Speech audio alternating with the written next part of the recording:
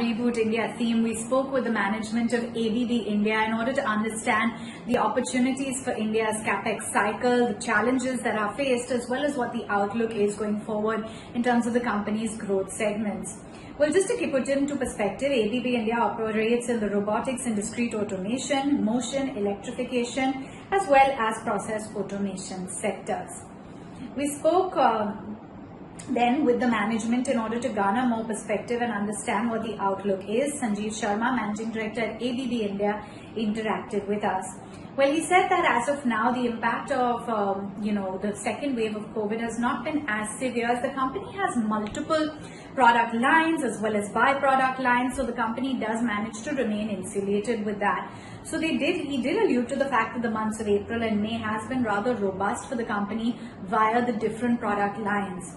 He said that yes, no doubt the second wave has impacted the company as well as corporates across the board quite adversely. But now that the focus remains on vaccination as well as recovery, they are looking at more focal points in growing their business. He said that data centers, renewables and electronics, that has always been a focal point for the company, and it was nearly 40% of the order intake, and there has been very strong demand as well coming in from these new segments. He also said that discrete automation and motion, that continues to, as a segment, see very strong orders coming in as well as very strong growth. Sharma also alluded to the fact that the order intake in the robotics and automation segment has picked up this year. It had been impacted last year largely on account of the pandemic, but now at the start of this year there has been a recovery. In fact, he said that, for example, Ola is going to deploy the robotics as well as automation solutions at their mega factory. So that too shows the kind of initiatives and work being done on this front. As the automotive sector as well revives, he sees demand recovery kicking in for this space as a whole. He believes that process automation as well now is seeing signs of a revival from last year.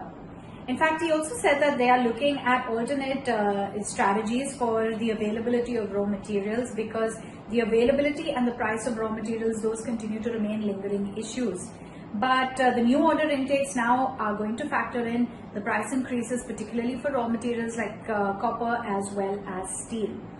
The company is very focused on their ESG initiatives, and they're focusing on this intently. They've in fact introduced a 10-point ESG agenda, and they have multiple green locations. The focus is on waste management, water conservation, etc. And they have spent 100% of their CSR, which is something they've practiced over the last 6 years.